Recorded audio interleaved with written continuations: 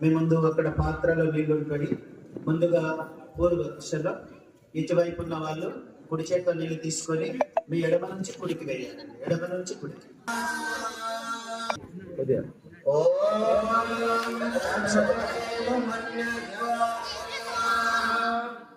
మొదటి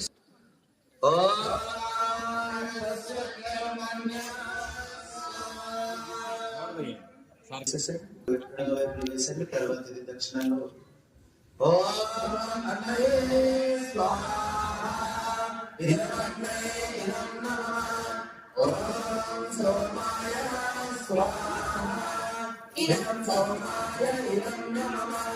ఓం